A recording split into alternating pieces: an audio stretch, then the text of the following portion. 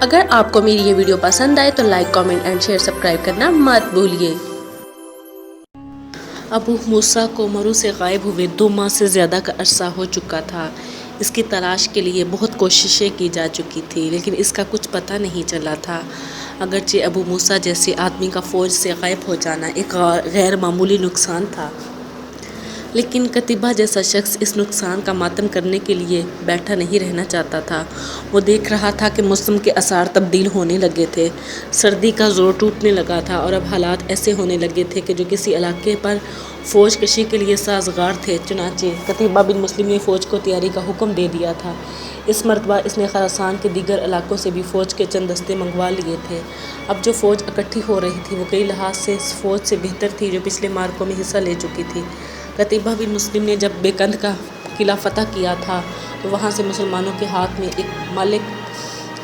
ایک کثیر مال غنیمت آیا تھا۔ اس بے بہا جواہرات اور سونا چاندی اس مال غنیمت میں شامل تھے۔ مال غنیمت میں ابن مجسمے بھی شامل تھے جو مکمل طور پر چاندی یا سونے سے بنے ہوئے تھے۔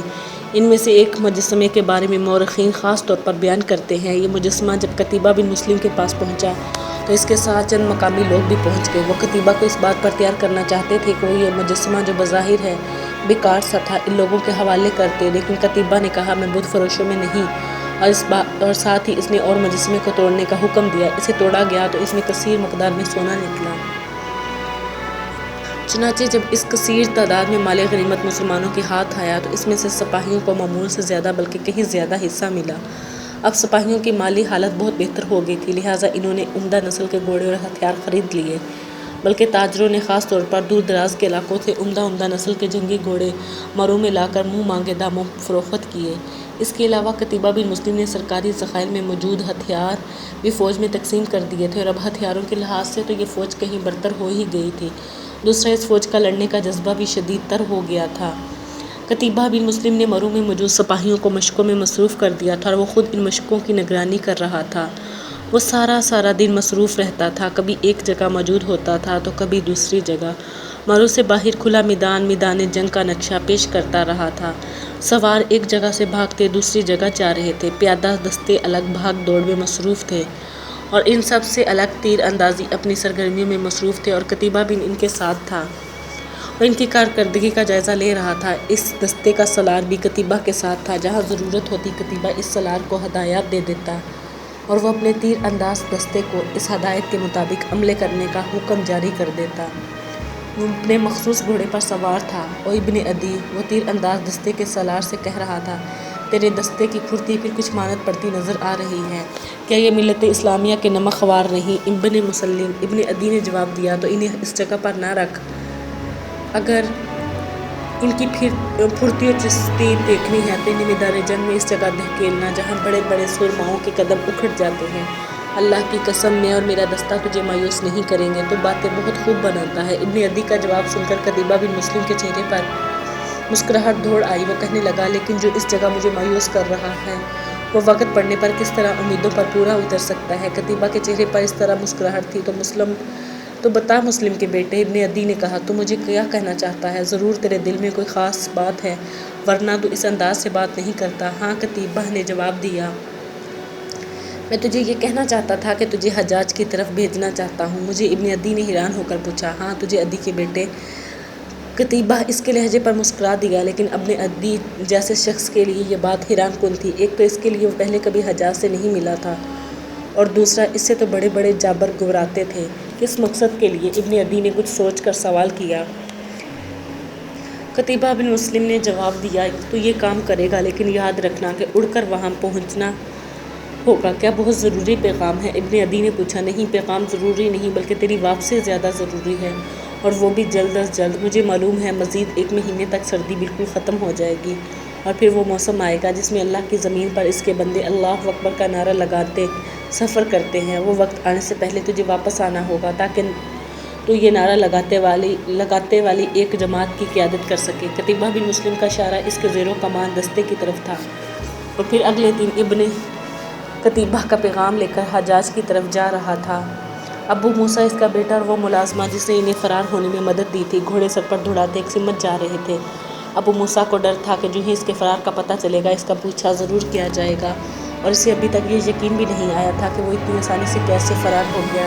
اس کے لیے وہ اس ملازمہ کا مشکور تھا جس کا نام بھی ابھی اسے معلوم نہ تھا۔ وہ کچھ سمجھ چکا تھا کہ ملازمہ نے اسے یہ کیوں کہا تھا کہ اسے ملازمہ کا شکریہ ادا کرنے کا بہت موقع مل جائے گا۔ وہ تینوں اس حالت میں جا رہے تھے کہ ابو موسیٰ کے ساتھ اس کا بیٹا تھا جبکہ ملازمہ الگ گھوڑے پر تھی۔ اس کے انداز سے پتہ چل رہا تھا کہ وہ بہت اچھی گھڑ سوار ہے۔ یہ سارا علاقہ صحرائی تھا اور چاندنی نے اس تمام علاقے کو روشن کر رکھا تھا، اس لیے دور دور تک ہر چیز واضح نظر آ رہی تھی۔ جب صبح کی پہلی کرن نمودار ہوئی تو اس وقت وہ چٹانوں کے درمیان سے گزر رہے تھے۔ اللہ کی بھی عجیب قدرت ہے کہ کہیں ریت ہی ریت اور پھر ریت کہ اس سمندر کے درمیان پتھریلی چٹانوں جو بعض اوقات مصیب زدوں کے لیے جائے پناہ ثابت ہو جاتی ہیں۔ اب وہ تینوں بھی ایسے ہی ایک طرف جا رہے تھے، علاقے میں پناہ لینے جا رہے تھے۔ تمام رات کے سفر نے ان کو خوب تھکا دیا۔ ایک مناسب جگہ دیکھ کر ابو موسیٰ نے گھوڑے رکوا لیے۔ یہ جگہ اس لیے بہتر تھی کہ ایک چٹان کا سرا جھک کر زمین کو اپنے سائے کی آغوش میں لیا ہوا تھا۔ سائے میں رکنے کے بعد ابو موسیٰ نے گھوڑے کی زین سے بندھا ہوا ایک تھیلا کھولا تو اس میں کھانے کی چیزیں تھیں۔ یہ اس ملازمہ کا انتظام تھا۔ کیسی حیرت کی بات ہے، ابو موسیٰ نے سوکھے گوشت کا ایک ٹکڑا چباتے ہوئے کہا، میں ابھی تک تمہارے نام سے ہی واقف ہوں۔ میرا نام؟ ملازمہ اس کے سوال پر کھوسی گئی۔ کیا کرو گے میرا نام پوچھ کر؟ تم چونکہ میرے ساتھ جا رہی ہو اور اب میری ذمہ داری ہو، اس لیے کم از کم تمہارا نام تو مجھے معلوم ہونا چاہیے۔ ابو موسیٰ نے مسکراتے ہوئے کہا، میرا نام ساوتری ہے۔ ملازمہ نے جواب دیا، تم ہندوستان کی رہنے والی ہو؟ ابو موسیٰ کو حیرت کی انتہا نہ رہی۔ ہاں، میرے ماں باپ ہندو تھے لیکن میں تو اب تمہارے ساتھ جا رہی ہوں۔ جہاں تم لے کر جاؤ گے میں وہیں کی کہلاؤں گی۔ اس کے لہجے میں ایک حسرت تھی۔ میں تمہارے احسان کا شکریہ ادا نہیں کر سکتا۔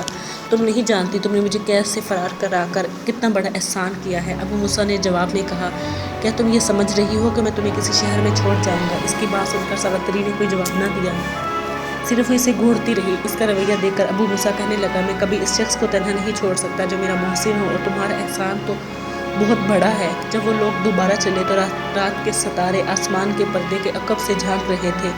وہی صحرا جو دن کے وقت جہنم کے سب سے نچلے طبقے کا حال سناتا تھا، اب جنت کے کسی اعلیٰ طبقے کی مثال بنا ہوا تھا۔ جو چیز بہت رومان انگیز تھی، 2 گھوڑوں پر وہ تینوں آب بمبول کی رفتار سے جا رہے تھے۔ ابو موسیٰ نے ستاروں کی مدد سے سمت کا اندازہ لگا لیا تھا اور وہ لوگ مرو کی سمت روا دوا تھے۔ اس طرح چلتے چلتے نہ جانے ابو موسیٰ کو خیال آیا کہ اس نے گھوڑا ساوتری کے گھوڑے کے پہلو میں کر لیا۔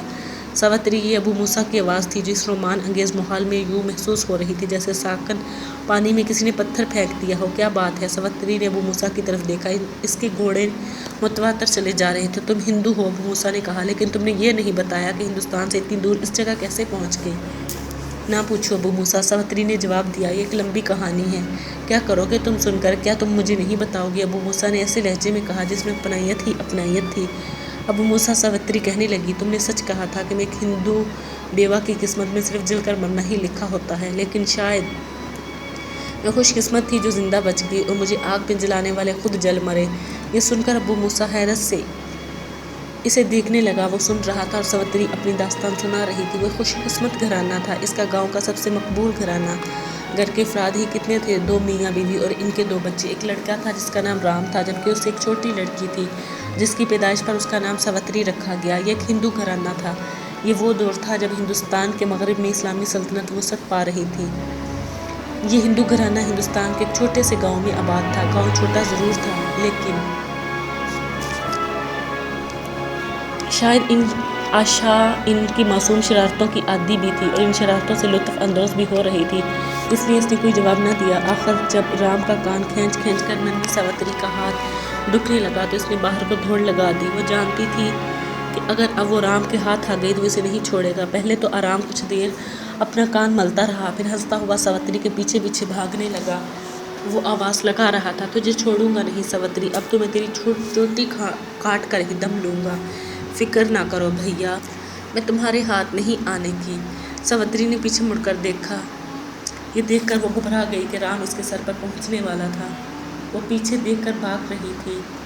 جب اس کی ٹکر 2 مضبوط ٹانگوں سے ہوئی، اس نے اوپر دیکھا تو اس کی جان میں جان آئی کیونکہ وہ اپنے باپ سے ٹکرائی تھی۔ اس نے کسی کے بولنے سے پہلے ہی اپنے باپ کو رام کی شکایت لگاتے ہوئے کہا، دیکھیے پتا جی، یہ رام کا بچہ میری چوٹی کاٹنے دوڑ رہا ہے اور جو تم کر رہی ہو، تم نے میرے کان مروڑے ہیں۔ رام نے منہ بنا کر کہا۔ وہ اپنے باپ کو دیکھ کر رک چکا تھا۔ اچھا تو یہ بات ہے۔ ساوتری کو پیار سے گھورا۔ نہیں پتا جی، اس نے پہلے میری چوٹی کھینچی تھی، ساوتری نے جواب دیا۔ وہ ابھی تک ٹانگوں سے لپٹی ہوئی تھی۔ تم دونوں خود اپنا اپنا جھگڑا نپٹاؤ۔